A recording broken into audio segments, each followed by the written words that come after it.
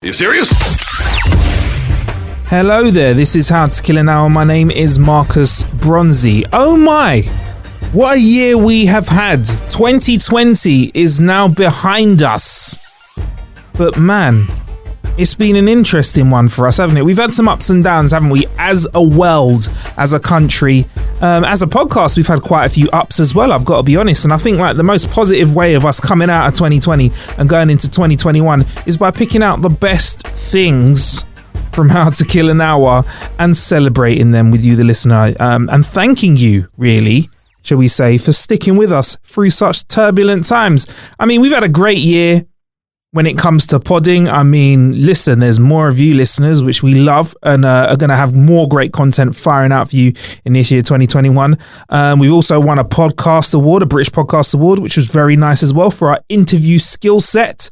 And we actually had a small celebratory set of episodes, episode 100, where we went through kind of the best bits of our show over the last years with each of our presenters. So when it kind of came to us doing a celebratory best bits of 2021, we didn't want to repeat too many things or repeat anything at all, actually. So what we've decided to do is collate our best interviews from 2020 and share them with you. So that's what this episode and the following episode are going to be all about. So yeah, I'm Marcus Bronzy, your host for How to Kill an Hour. Thank you in advance for killing some time with me. And episode 342, we actually had two of the gentlemen from Top Gear. We had Paddy McGuinness and Chris Harris, and we had a chat with them just before they launched this new season of Top Gear, which was absolutely phenomenal. And they are continuing to create more Top Gear. I think, if I'm honest, Top Gear had a wobbly few years, really, where there were some great presenters on it and there were some not so great presenters on it, and it didn't really have the chemistry that it needed, really, I think, in all episodes. But now they seem to have really created something that clicks and works together. But this was all just before this new season of Top Gear dropped. So I had a chat with Chris Harris and Paddy McGuinness. Freddie Flintoff I think he was getting his hair done at the time, or he was in makeup or something, just before they had a big screening in Leicester Square. And we actually sat in Leicester Square in the theatre that they were going to show the screening in, and had a chat about, first things first, the chemistry between the gentlemen. So here's me having a chat with them about their chemistry. I'll be honest though, Chris, I feel like you get bullied a little bit sometimes by Freddie. I mean, we've seen him almost rub some mud on you. We've seen him slap a melon on your head. Yeah, almost. Yeah. Oh no, yeah. He does. Yeah. Put a melon on your head. Even I think his balls connected with your head. Yeah, what other parts of his body are going to be touching in the next season? How many other people have been teabagged by an international all-rounder in Ethiopia? They look sweaty as well in that. You look pretty warm. And he's getting old as well, so they're starting to really droopy. Yeah. Musky. The whole bullying thing just makes me laugh. When you're the small man, whichever group of people I'm in, I'm always the smallest, and the small one always takes a bit, and you get used to that. I like it. I thrive on it because ultimately I'll always win because I'm not as stupid as him. So I'm very happy with the balance, and I expect to get a bit of grief. I get my own back a bit in this series as well. Oh God! So don't worry about it. I'm certainly not the put upon one in this at all. I mean, look at my ears. You can't see them on the podcast, but I've got normal ears. Spock to my left here hasn't got normal ears. I'd rather be small with normal ears than big with those. Bullying. Ear shaming, I think they call that. That's a new one on Twitter, that. You're ear shaming me. So there you go. Yeah, chemistry aplenty, which includes rinsing each other regularly. So there's plenty of that on the show as well, and it's fun to watch as well as the cars. But they do get up to some pretty tricky stunts during the show, and I wanted to ask them if anyone got hurt during filming. Not so much emotionally. Really? I was very injured emotionally, but physically kind of okay, really. I mean, I'm surprised Flintoff's still with us. Really? Yeah. Yeah, he spends most of his time trying to kill himself, and he survived this time. He had a couple of close scrapes. He went off the end of a runway lying on what can only be described as a skateboard with a rocket attached to it. And as I saw his legs start to bounce when he hit the grass, I thought, that doesn't look good. Yeah, there's a picture knocking around, I think. There's a green sports car and some sort of device that someone's You were in the green one, weren't you? I was driving a shed at the time, an actual garden shed. Yeah. Fred was on this skateboard come rocket thing, and what were you in? Skyline with 2,000 horsepower. There you go. Yeah, there you go. So, but I'm thinking of getting a sweepstake going in the office about how Flintoff's going to die. We don't know if it's going to be a bungee rocket thing. Yeah, we're going to, but I'm going to get a few quid on it. Yeah. he doesn't really do fear in the way that we all do fear. Yeah. He's wired up differently, which is perfect for us. I mean, he was employed as a lab rat, and he's executing that perfectly. I mean, he dragged you into a few things last season. There was that, the that hearse. Oh God, that wasn't a great moment, was it? The hearse. I mean, that was.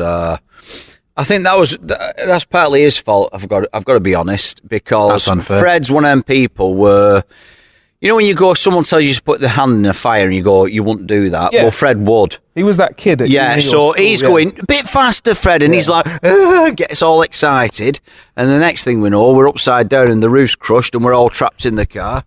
And I'd like to think he'd learned his lesson from that, but I don't think he has. No, but before we worked with Fred, we never had a thing called an extraction unit. Now we do. But you had him jumping up on cliffs, though, didn't you, in the last season as well? That's one thing, Chris. When you said, "I don't like this. I am not feeling this," that kind of conveyed how scary it was. And Freddie's like, "Oh yeah, go on, I'll have a go." Do you know what I mean? Yeah, he doesn't really view it the way we do. It's quite strange. I've never met anyone like that. I thought I knew fearless people until I met Fred. No, but I think Fred's one of them where he kind of thinks, because it's on telly, he thinks it's safe. So he'll go, it's all right, it's on telly. I'm like, no, but there's still like a 500-foot drop there, Fred. Yeah. That doesn't change with telly. They don't, when you fall off the cliff, go, caught, and the car just hovers and then they put it back on. Yeah. It's still real, but in his head, it's on telly, so it'll be fine. Yeah, when you see later on the premiere with this bungee jump stunt we've done with him, I mean, blimey O'Reilly. But I was there that day, there were a few moments where even he thought, this is not too funny. Yeah, and that stunt absolutely looks mental in the show. And what's great about Top Gear is you can check it on BBC iPlayer. If you're here in the UK, I think you can watch Top Gear if you're in other parts of the world, but you're going to have to find out where that's served, because to be honest, I do not know. One more thing the gentleman spoke about is their travelling etiquette. And I think you learn a lot about Paddy and Chris here. When we're travelling anywhere in the world, right, Chris is the kind of guy who pulls you up and has a go at you because you've got a suitcase. Right now, you're on a plane, you've got a suitcase. He goes, look at Mariah Carey with his suitcase. I'm like, that's what people take with them on holiday, Chris. No, they don't. They take a small bag. He's literally a Tesco shopping bag or Waitrose in Chris's case with a pair of underpants in it. That's him. Scandalous. Travel light and be wieldy. Then you're manageable. You can react to situations. You turn up with 2 suitcases, load of white linen. I mean, honestly, it's like Beyonce. Bolton lad like yourself as well. That was a long time ago. If you're going on holiday, you've got a suitcase. Don't tell me you've not got a suitcase. I've got the one case, yeah. Listen, he pulled me up when I first met him because he saw me put aftershave on. I'm like, why would Chris, you do that? This is just a normal. This is just what people do. No, it's not. 1 bath a week and travel light. 1 bath a week. Jesus Christ. What's Freddie like? He looks like he's a bit of a classic sportsman now.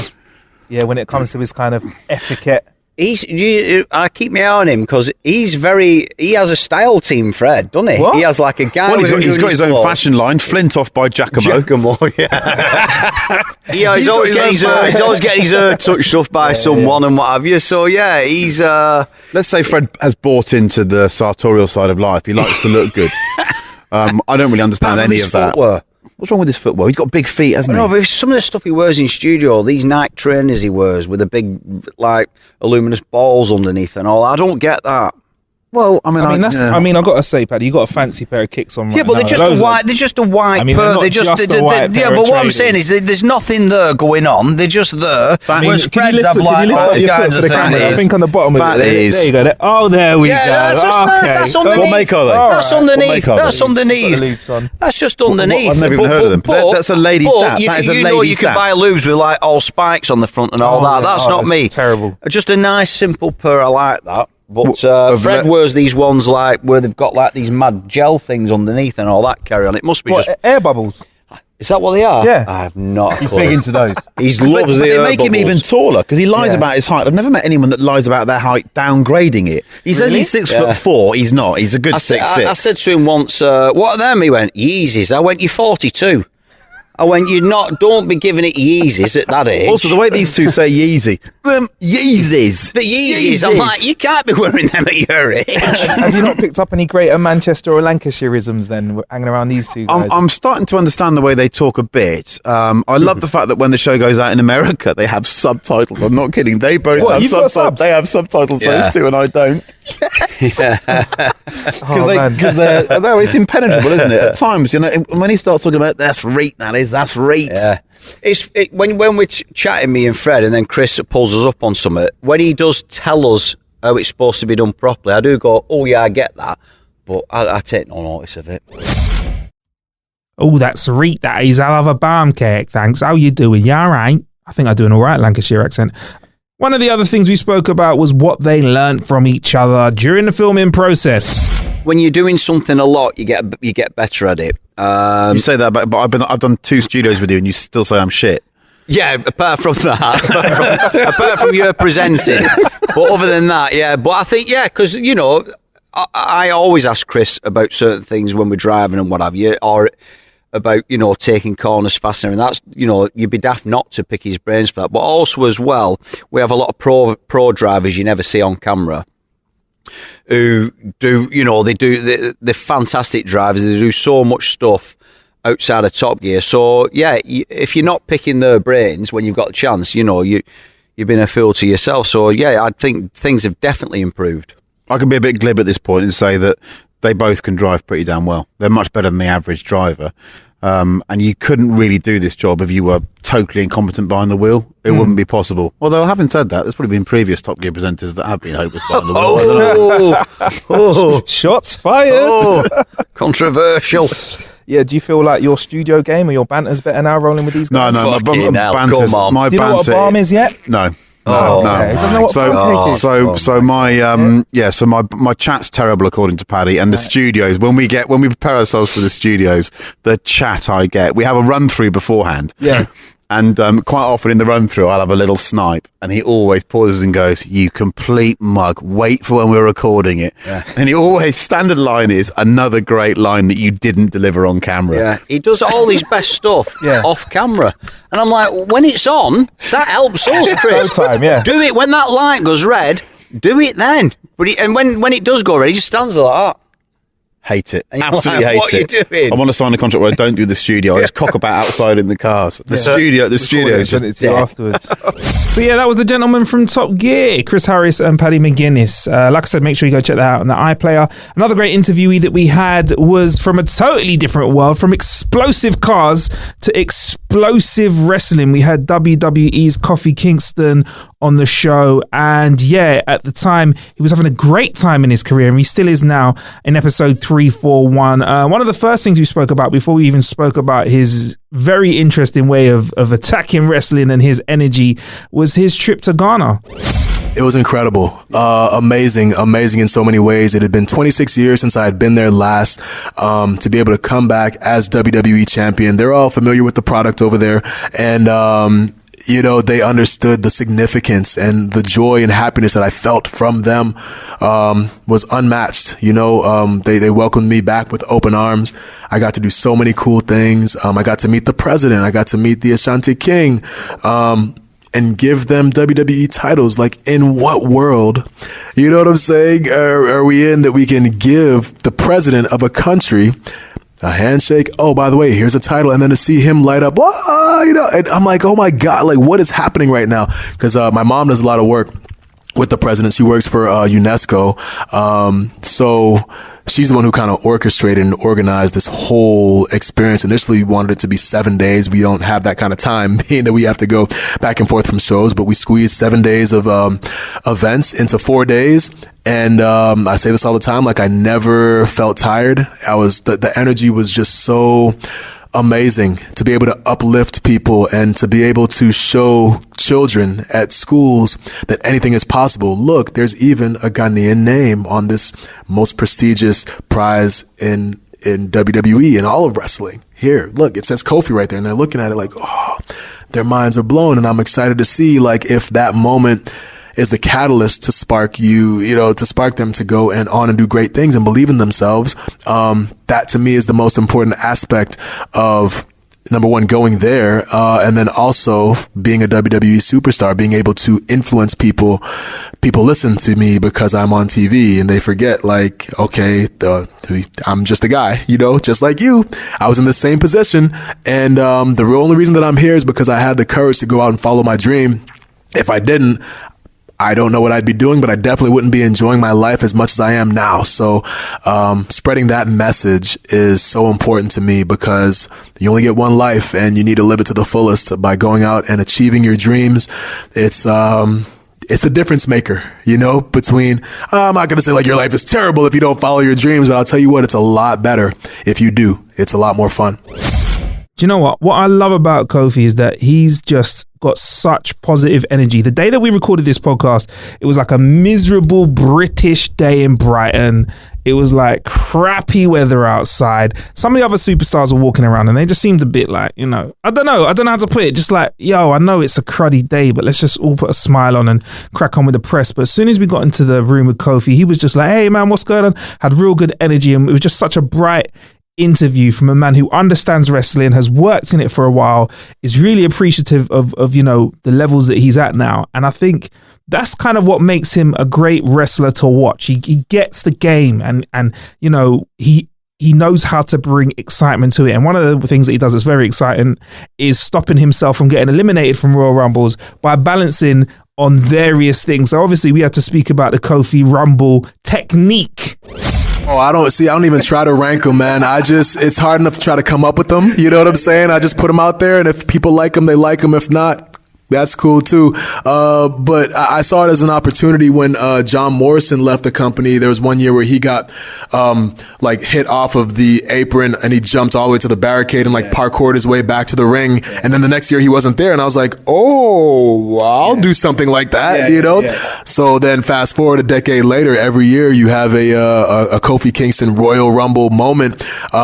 This past year though, we got some of these young guys and young women out here making it real difficult. You know what I'm saying?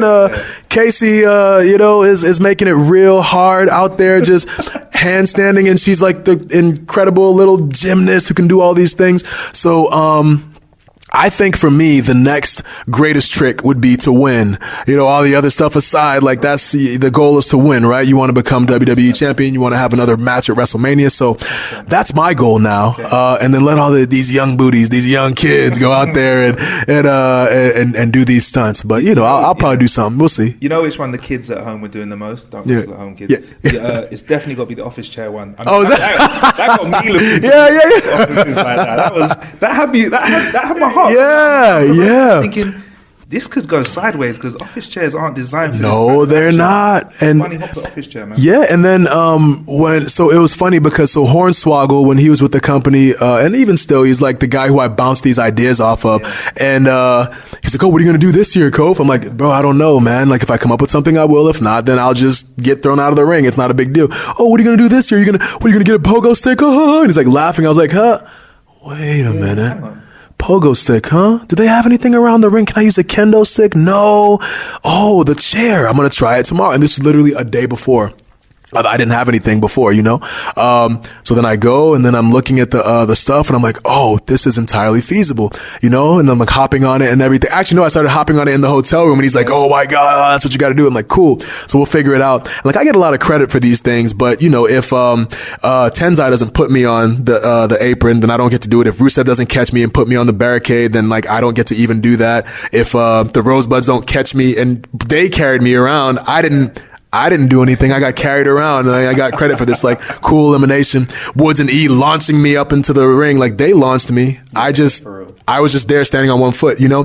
But, yeah, it was like the pogo stick one was dangerous because then you saw like the chair kind of start like tipping forward. I was like, oh my God! Like and then calculations thinking, what kind of quality office chair is this? Where did they put? Yeah. I'm not sure if it's made for I know. And then I used to work at for Staples, which was another, and that the chair section was one of my sections in the magazine to be responsible for.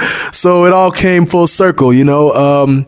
But yeah, that one was pretty dangerous. And then the chair started like rotating too, and I'm like, oh my God! Now I have to hop like backwards. I'm like, I hope this chair doesn't break. And luckily, you know, here we are. And see, that positivity put Kofi in an amazing place. He became a WWE champion, managed to hold it for 180 days before Brock Lesnar made short work of him by kind of hitting him with a special move at F5 in under 10 seconds. But I mean, his reign, Kofi Mania, was a real good vibe. Him getting all the way to WrestleMania was amazing. And he was just pure positivity. And obviously, we wanted to discuss that at the time. It's been crazy going from the beginning of the year to where I didn't know what I was going to be doing on WrestleMania. Honestly, I don't think there were any plans to have myself, Woods, or E included in WrestleMania. There wasn't a plan for like a big tag team match like there normally is. We didn't have any storylines going into it. And then all of a sudden, going into Elimination Chamber, Ali gets hurt by Randy Orton. And I'm his replacement in the Elimination Chamber. Had to go through a gauntlet match to get there. And I remember getting the call. And Road Dogg, who was, writing SmackDown at the time, was like, "Hey, we're gonna have you replace Ali in the gauntlet match. Can you go for at least an hour?" And I'm like, "Oh yeah, of course." Hang up the phone. I'm like, "Man, I don't do any cardio like this." You know what I mean? Like, of course you're like mentally ready, and you don't say, "No, I'm trying an hour. I can't do it. Give the opportunity to someone else. I can't do it." You say that you can do it, and then you kind of go out there and you figure it out. I remember having Dr. Tom Pritchard as a coach. And one of the things that he made us do in FCW was have hour-long Broadways. So this was a decade ago. We were forced to get in there in the Tampa heat, humidity, sweating in your eyes, no AC in the building, and you had to be in there in the ring for an hour, one-on-one. And once you did it, it was like, man, I'm alive. I can do this. So having had that match, I had no fear going into this gauntlet match, even if it was over a decade later. Like, yeah, like I've done it before, so I can do it again. So yeah, after we did that, like the fans were just like so like starting to get real passionate as far as their support for me. And then at the Elimination Chamber, when it came down after I beat Randy, and then it was me and Daniel Bryan, and then everyone in Houston's like, "Oh my God, it's happening!" And but just before their eyes, like this dream of Kofi Kingston as WWE champion was this close, and now everyone's coming out of their seats, and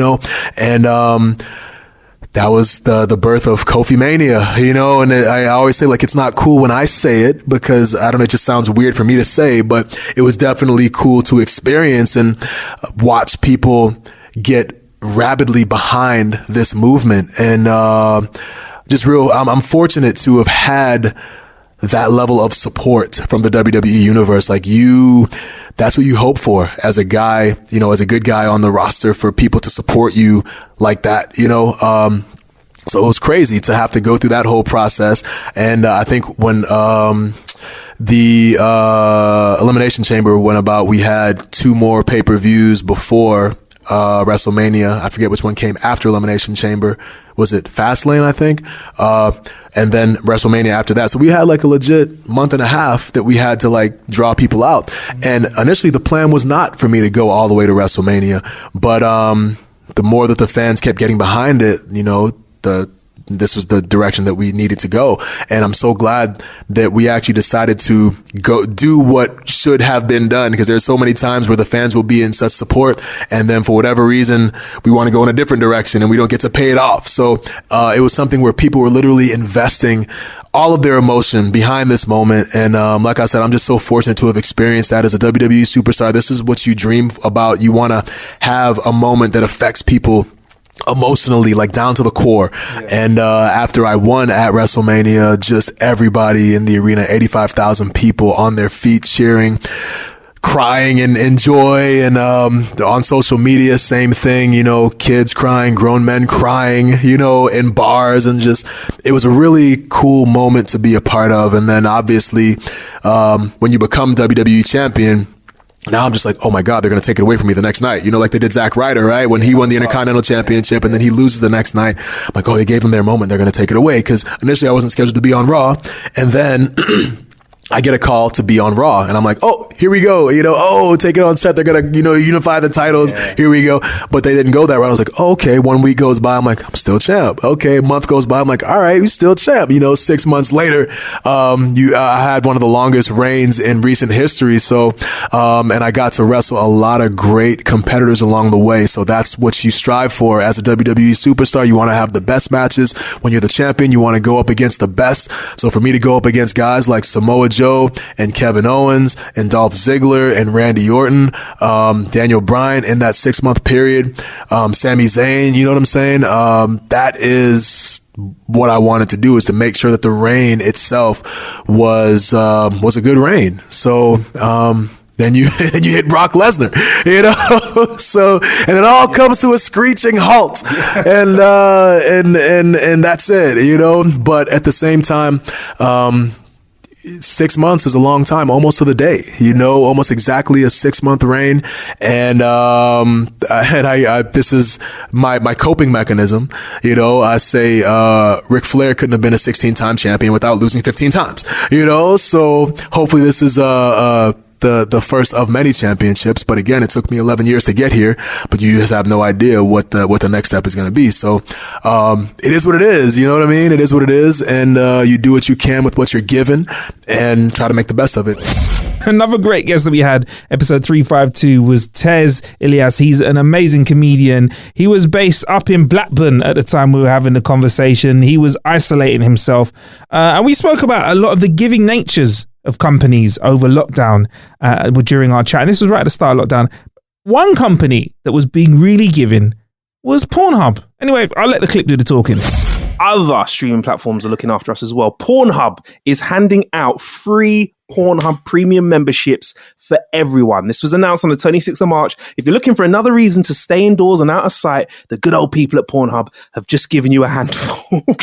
Oh, wow. Wow. That's there you go. In these lean comedy times, you got to take what you can get, and that was nice. And I'm not even a comedian, so you know what? Thank you for giving me a bit of support there. You could have just let me sit in it silently.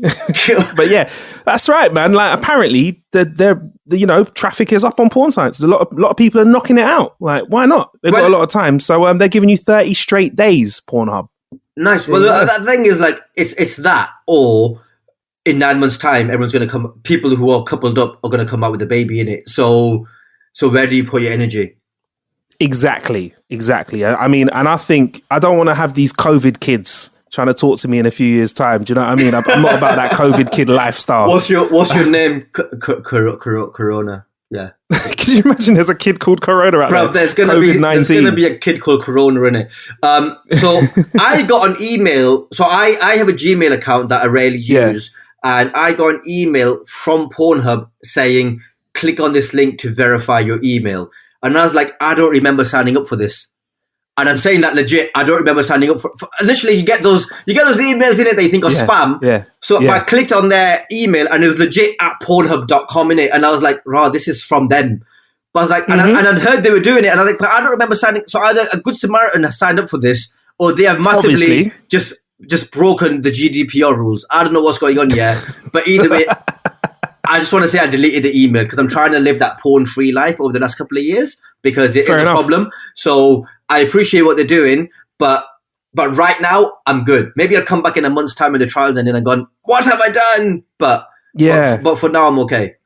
All right, but I'm just saying it's out there. Those 30 days are out there if somebody wants a nice month to help flatten the curve. They want people to stay inside and wash their hands, preferably afterwards. What does that even look like? That red bit? Yeah, it looks very phallic, doesn't it? It's very phallic, bruv. And they're going flatten the phallic by going on Pornhub, and that is some good innuendo there. I like it, man. I mean, I think Pornhub have always been ahead of the curve when it comes to kind of supporting people out there. And the fact that they're giving out some free premium porn, I think is a good thing, man. Stay at home hub is the vibe right now that we're on. I like it. But but apparently condom sales are gone up as well.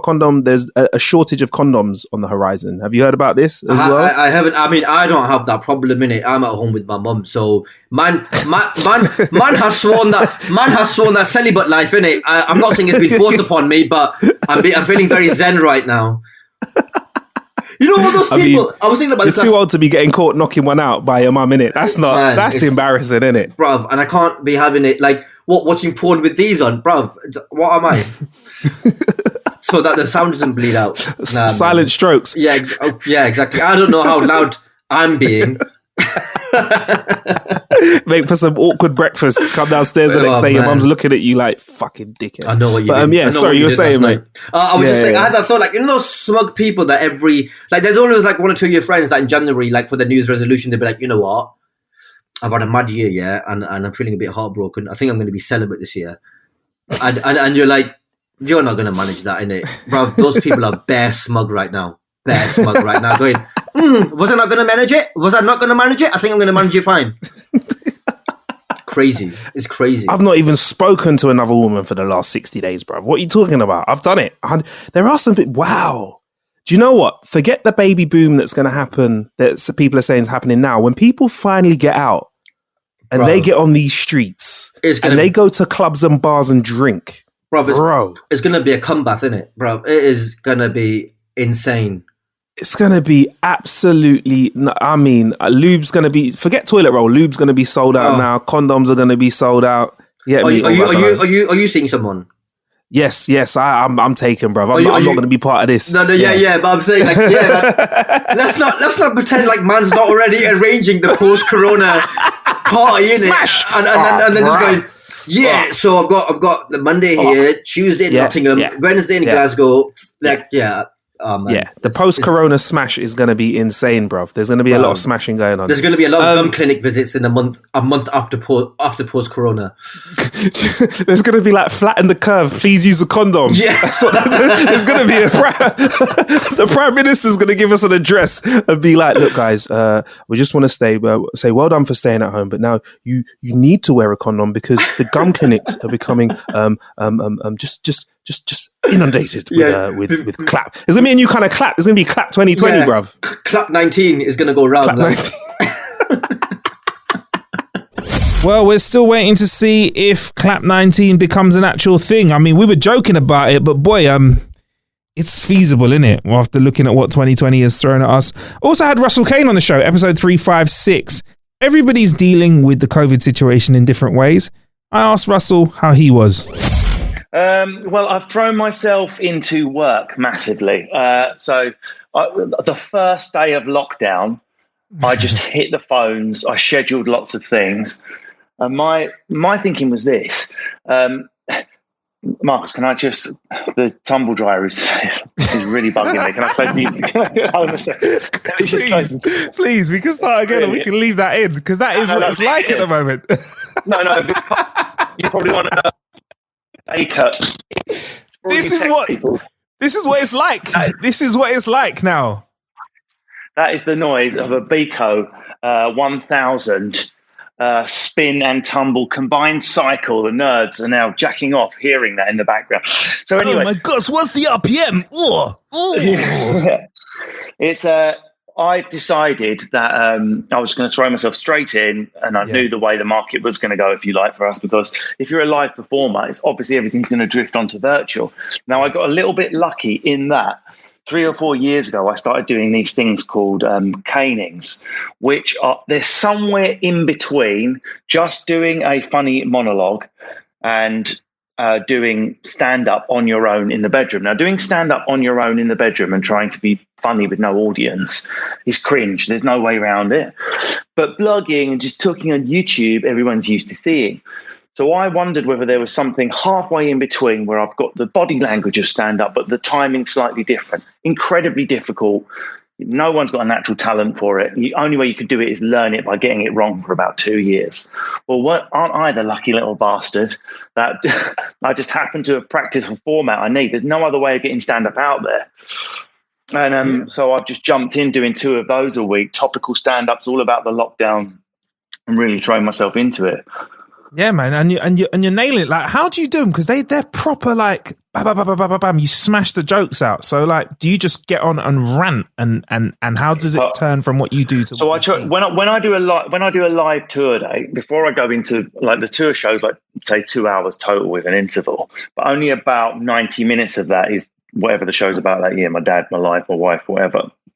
And the first 10 minutes is always me improvising. So I've got like that weird, slightly trippy, something not wired right in my brain. As long as the adrenaline's pumping and there's audience there, I can do that sort of Ross Nobley stuff, but at high energy in my own style. So my brain, for whatever egotistical, pathetic, narcissistic reason, as soon as I'm filming myself in my bedroom with no one watching, my brain goes into audience mode. I don't know why. Thank God it does. So what I do is I write a few bullet points. Say I'm going to talk about the soldier that walked around his garden. I'm going to talk about people that choose to sunbathe over not get coronavirus. And I'm going to talk about people that wear gloves to go to the supermarket. That's all I'll start with. 3 bullets and maybe a couple of silly things I've thought of in the shower while I'm getting ready or whatever. Then I'll just start improvising. So I will rant to the camera for 10 minutes, say 12 minutes, 13 minutes max. So the raw footage you would see is me sort of stood around going, oh, I know, I'll do an impression of the soldier over here, and then do a walk of the soldier, then I'll do a silly face, then I'll think of something funny to say. And then I'll run downstairs, stick it on the laptop and cut it down to, well, it used to be 3 or 4 minutes, but now I'm doing sort of 6, 7, 8 minute videos now. Oh, mate, yeah, they're really long. I mean, one of them even made a kind of a caning made an appearance on BBC last night, really. I feel like that's what it was.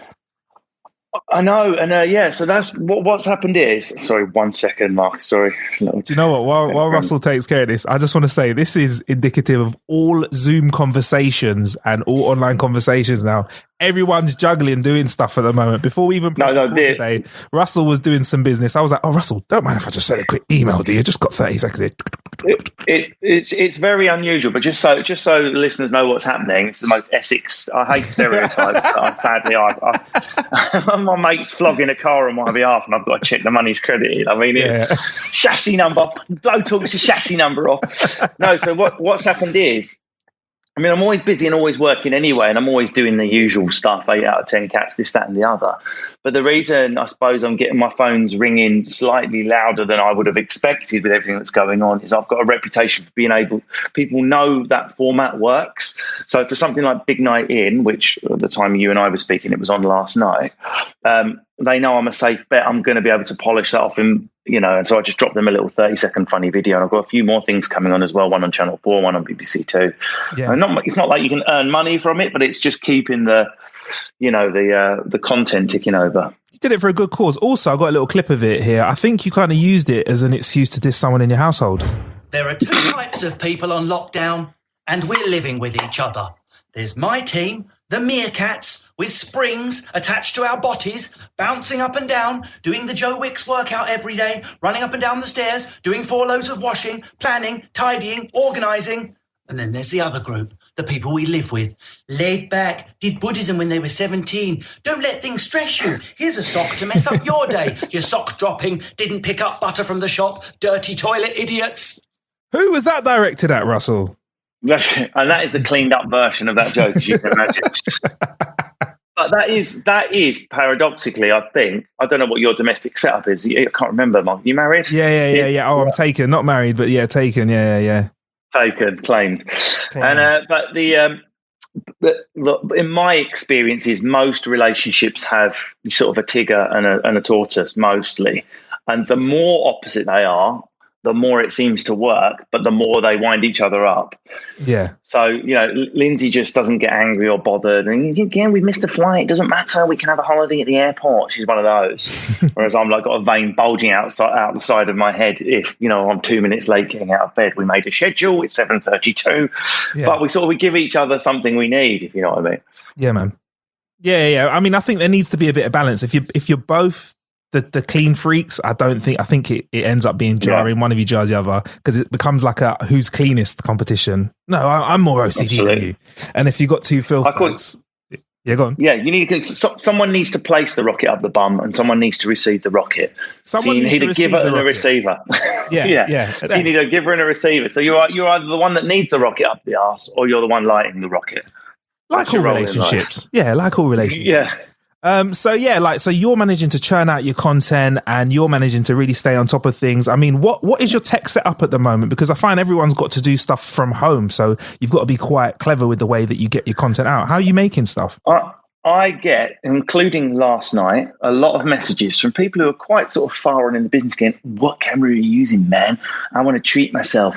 What's your tech? Your videos look so sharp. Didn't look sharp on telly last night, obviously, because it's been blown up to 25 frames per second for TV. But if you look on my channel, people think I'm using some DSLR camera or some big setup with lighting. All I do, is literally a window like this. Sometimes this window, it's now covered in historical figures where I'm pretending to homeschool. I literally put a sat-nav holder, boom, on the window. I put my iPhone X, not the latest one, not the posh one, selfie camera, not even the better flip camera, into the sat-nav, and I speak into my landscaped phone. Natural lighting. A sat-nav holder on a window. That is it. No mic.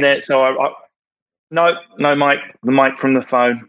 Sick. And then when I'm done, I airdrop it onto my MacBook, and I use the built-in editing software iMovie to cut it. So the answer to the question is, like, when did you? That's a lot of people asking. Why did you decide to do jump cuts? It's so funny the way you teleport around the screen. Does anyone know another way I could record it?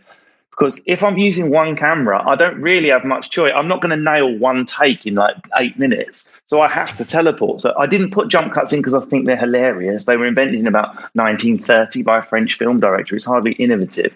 I put them in because I've got no choice. I've got one camera. So I've turned a negative into a positive. And the original concept 4 years ago was, if I just do like a funny face or I appear with my bum sticking out, it'll be like a funny, surreal thing. And it allows me to appear somewhere else to finish a thought. So this thing I've done to cover up my dearth of equipment has turned into a feature that people think I'm doing on purpose because I'm this high energy crazy guy. But in fact, it was like a lot of inventions, like Blue Tack being a leftover in a factory, like Marmite being the leftover in a yeast factory. Someone's looked at some leftovers and gone, my God, maybe this is part of the product. Yeah, and because it's so easy to do, I guess that's why you're able to do it when you're out and about. Because over the years, I've seen you in different locations. I mean, you have got your spot, your spot, which kind of looks like a bedroom, maybe, or room that you usually do. But yeah, all your dressing rooms that you're in, you just slap it up and crack on, same style. It comes down to, if you're trying to film stuff with your own and all you've got is your bog standard iPhone camera, and you've got to use the selfie front camera, because otherwise how can you check your frame? Although I do know a hack for that. Remind me to give you that in a sec. Yeah. Then you need light. If you don't have camera, then you need light. And the other thing to be wary of, if someone's listening to this and think, well, I do want to, imagine what I could achieve with a really great Canon E60 or something. The thing to be very wary of is they are made for amazing photos or for you sat there doing a video. As soon as you move, that auto lens takes a second to go and find you. So what happens is you sit down to the editing suite and you start a thought over to the right side of frame, and it's some hilarious sentence comes out of your mouth and you're soft, and it takes a second for that to focus. So although the camera is quality, and you'll be able to spot the ones on my official Russell Kane Facebook page where I've used my posh camera, look a different world of clarity. Filming is a headache, because if I'm going, the thing about slow people is, and I want to jump over here and go, they drag their heels around the house. I've got to pause, focus, deliver line. And the timing is never the same as when I've run across, bounced off the bed and hit it in the breath I want to hit it. So that's the note of caution, I would say, people. Now, the hack I mentioned, how can we use a phone to film ourselves, particularly during lockdown? And if we want to use the other side of the phone where the camera is slightly higher quality, how can we do that and see ourselves in frame? Because you might end up cutting your hair off. Yeah. Well, if you're like a depressing majority of us, an iPhone and MacBook user, this is the hack I know. So obviously it's is that called a lightning cable, Marcus? That one there? Yeah, that is, yeah. So what you obviously, you've got a lightning cable in the bottom of your phone, but your laptop has got a USB-C charger. So what you need a USB-C to lightning cable. It's about £4 on Amazon. Get it delivered, go USB-C to lightning, and go into QuickTime. In QuickTime, change the input camera to your phone. Your laptop then becomes a monitor.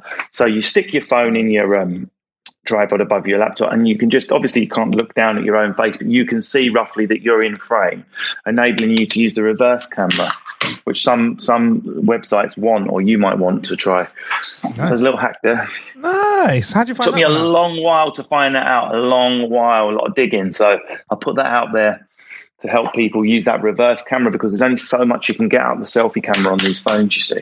Yeah, I love it, man. And I do like the fact that you keep it like a real simple setup, so you can just focus on the content, because you do quite a lot of these, man. And I feel like there's a lot to talk about now with Corona every single day, but you've been doing it for 3 years. So the fact that you can just slap the camera up and then all you have to focus on is just getting your content out must be quite relaxing. It means that you've not got to fart around setting up, because, you know, when you're doing like your proper TV stuff and even when you're doing your live shows, there's a lot of tech setup, isn't there, to do?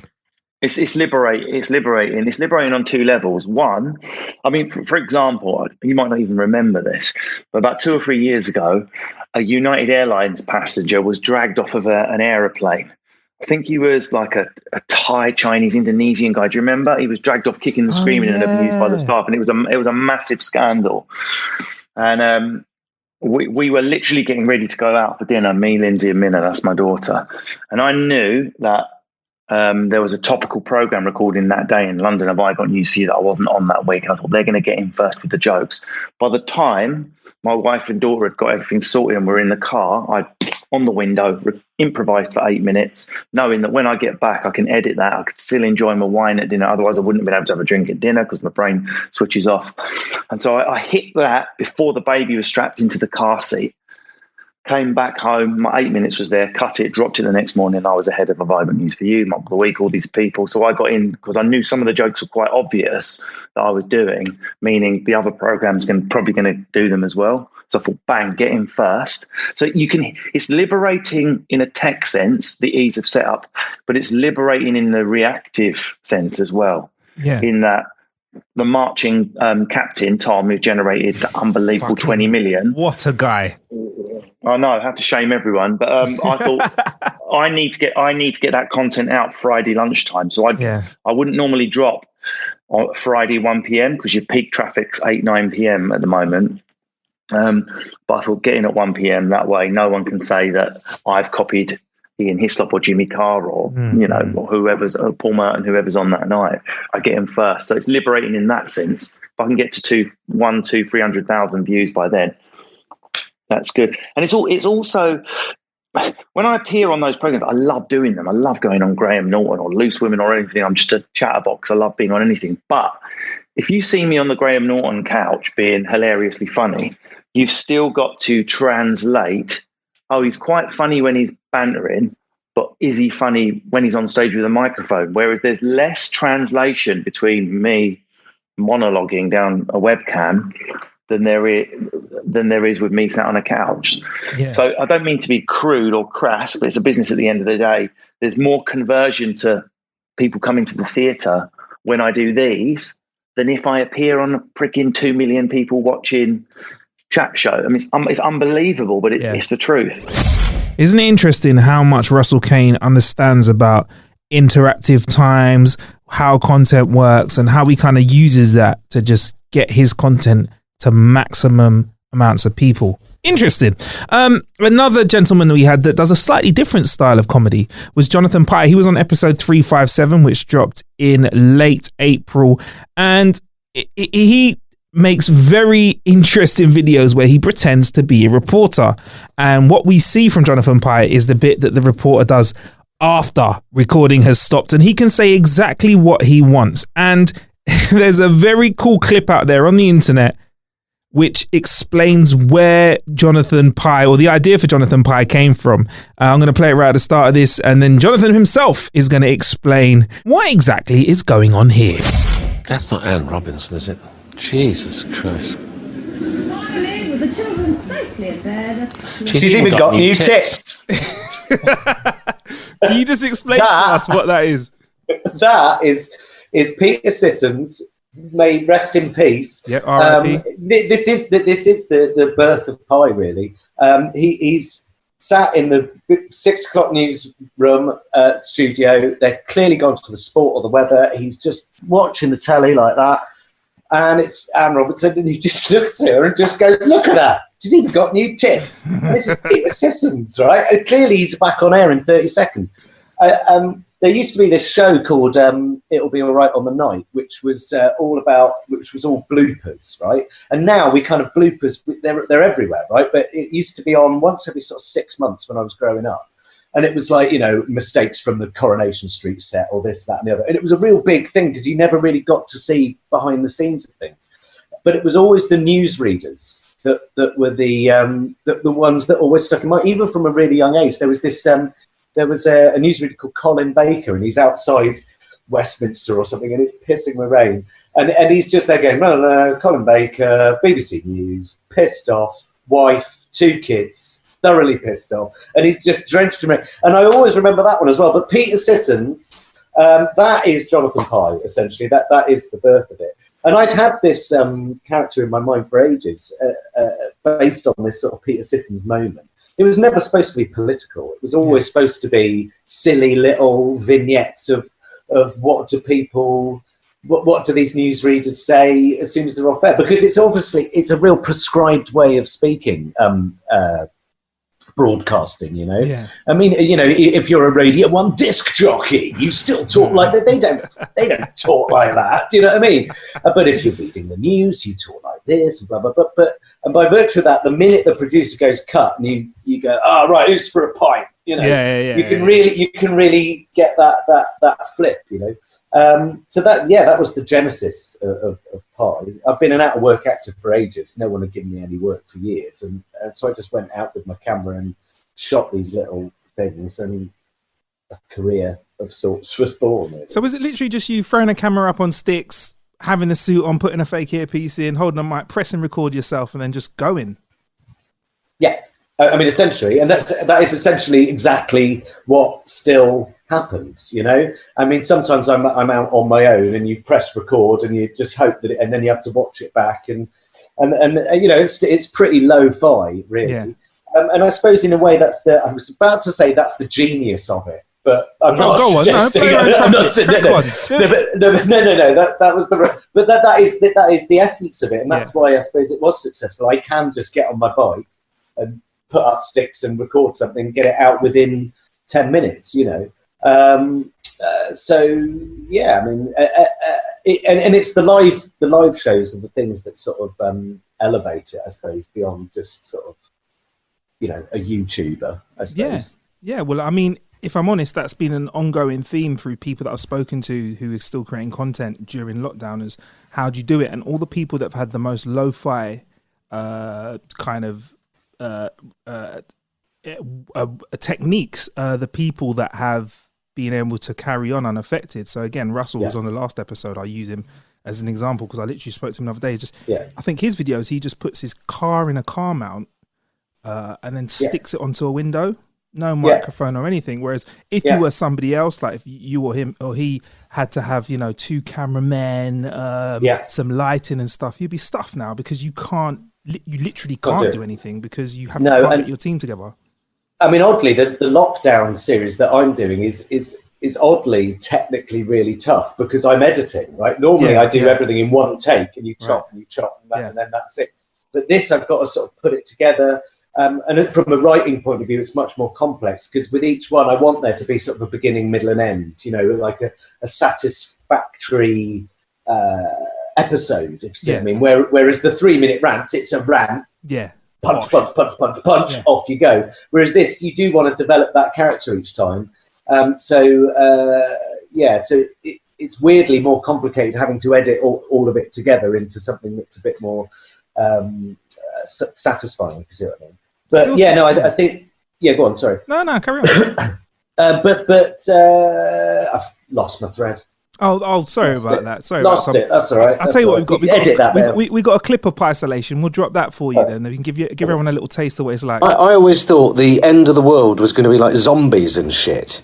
Instead, it's a shortage of surgical gloves and the pubs are closed. And tens of thousands of preventable deaths, of course, and a global recession. The world is on its knees. And yet, I spent 2 hours on Tuesday pairing socks. There we go. I can relate to that so much. I did a sock count the other day, actually. I'm not going to lie. I did a sock count. 24 pairs of socks that are in pristine condition. Another 12 that are mediocre. and then 5 had to go in the bin. There we go. Yeah. No, we're living that life now. I did a sock drawer, and the amount of I got rid of a lot of it. You know, so there are positives. Yeah, there is. Yeah, but yeah. That's a little Big sample of sock drawer. isolation. So you kind of like you can hear like you are editing bits together. There is story in it as well, and I think it comes across really nice. It's nice to see another angle of Pi, something that you can kind of look forward to when the live shows come back. So there you go. That was Tom Walker, aka Jonathan Pi.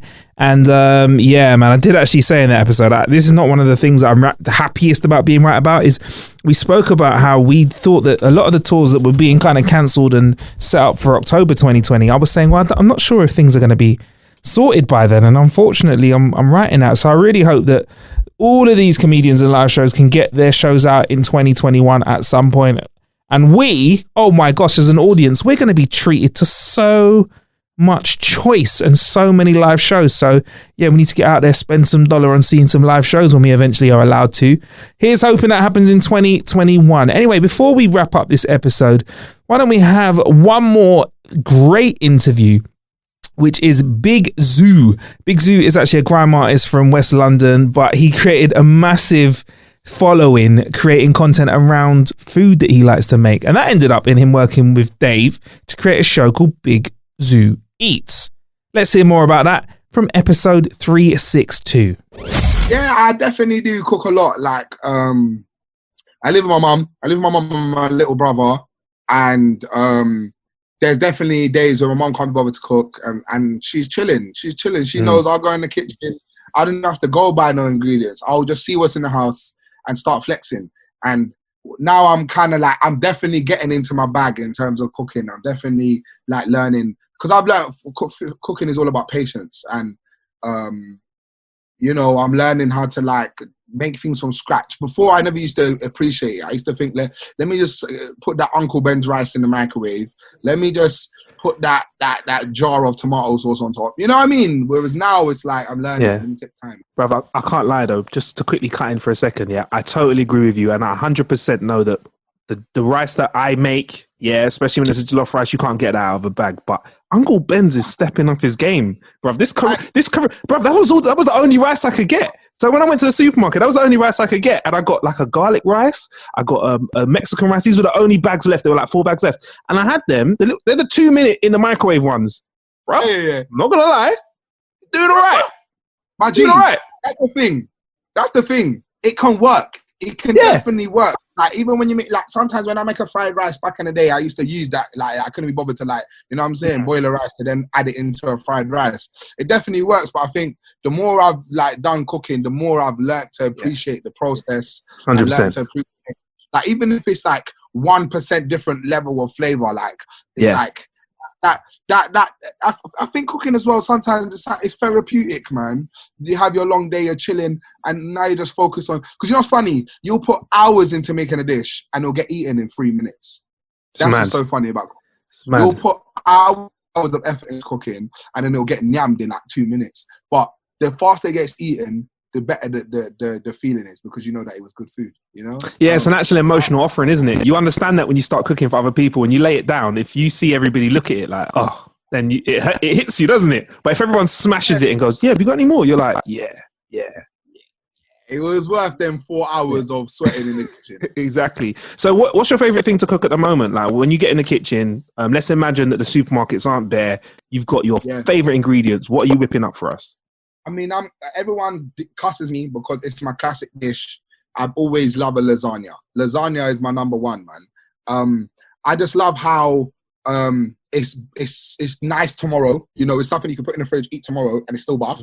So none of it gets wasted. And I make the white sauce from scratch, and that's like one of my specialities, making a bechamel, which is like a cheese sauce. Well, bechamel is not a cheese sauce. When you add cheese, it becomes a cheese sauce. So it's just like a white sauce. Yeah, come on, I'm a chef. Let me go there. Chef. You know what I'm saying? And then making the meat sauce as well. Before, I used to use like Don Mio and minced meat, but then I learned how to make a tomato sauce from scratch, which is very easy. It's just literally like cooking down some onions and adding chopped tomatoes and tomato paste and letting it cook down for like an hour.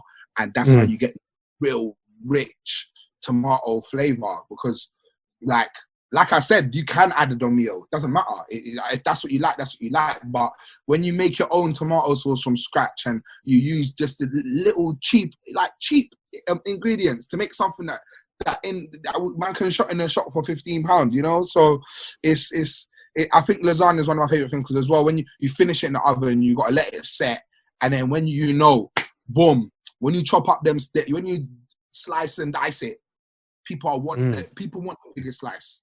And that's what man always get arguments over. I want that. Let me get that corner. The one that's got the brown bit with the cheese. I like the corner, yeah. I'm always like the corner. I've got to have the corner, Zoo, because it's got the little crispy bit. Oh, yes! I'm saying, man, I'm always worrying for that corner. But, yeah. Like making a lasagna, that's definitely up there. And a roast, I love making a roast. I think roast is one of the most simple things in the world. If someone says they can't cook, tell them make a roast. Because all you got to do is chop some potatoes, chop some carrots, pull it in a tray, get a chicken, pull it in a tray, season it. Make sure you season it. Yeah, make sure you season it. Don't just put salt and pepper.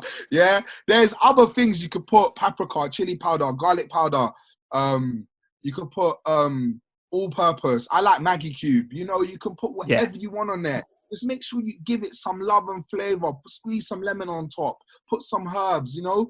All these little touches. You put it in the oven for 2 hours, mate, and you'll never go Nando's again. But big up Nando's. Yeah. You know what? To be fair, Nando's tastes all right for me as well. Like, I can't lie. But when you make it at home, it's a totally different vibe. But that's all closed now, so people can't go to restaurants. It's like going to the restaurant. When did I last go to a restaurant? It was probably 3.5 weeks ago now. So now people are cooking from home. So I think more than ever, due to timing, your show is going to be more relevant than it was before. Do you know what I mean? Because people need to cook from home. They want to see new ways to cook. And again, it's not like you're being Jamie Oliver or Heston. You're not in some kitchen where they've got all this funky tech and fresh stuff. You're kind of using what's in the food truck and you're making food for people that are out and about and they have specific needs. You're like, okay, cool. What can I whip together for you? That's sick. Yeah, man. The timing is weird. Obviously, it's a catch-22. We definitely would have loved to be able to go on the road and do some serious promotion, but take the food truck on the road. Yeah, I don't like that. Yeah, that was like the main. That would have been sick if I could have just pulled up on man in a food truck like, who wants some food? But sick. You know, hopefully we get a series 2. Hopefully. But yeah, like you said, people are home, and obviously I don't wish people to stay in self-isolation. I don't wish people to stay in their house. But, you know, if there was ever a time for people to watch a cooking program especially where I'm out and about exploring the world and trying to bring ingredients to you and dishes to you, I think definitely a good time for people to take in the hard work that me and my brothers have done, and the whole crew. Big up the camera crew, big up the editors, big up all the people that run all the logistics, all the higher ups that do all the, you know, signing off the paperwork, because this has made me learn that it's a process that everyone has to come together. Do you know what I'm saying? Oh yeah, man. You totally get the credits now, don't you? Like all of the people that have to put their work in. Hey, I used to turn off the program at that point. Still, I'll be like, yeah, on to the next. But now I've definitely learned to appreciate all them names that pop up at the end. And what was sick is when we watched like a couple of the final versions, watching the credits and seeing the names come up, like man will see the cameraman name come up and be like, bop. Then you'll see like the line producer, and he'll be like, yeah. Like, you know what I'm saying? So it's like being able to connect to these people and then seeing them get their gratification from the program. Yeah. Like, because they're not on the camera. All you ever see when you watch a program is the main guy. You see the main guy and you see the extras and you see the boom, boom, boom. You don't ever see the person that's holding this big camera on their shoulder. You don't ever see the editor that's in the room going through hundreds of hours of footage. You don't see the line producer who has to actually pattern up every single thing to make it run smoothly. You don't see that. So I've definitely learned to appreciate who I'm working with and the effort that people put in to make this happen, because you're going to see Big Zoo on the face of it, but this was a bag of people that had to come together to make this work, and I'm very proud of everyone. What a nice guy. That was Big Zoo joining us on episode 362 of How to Kill an Hour.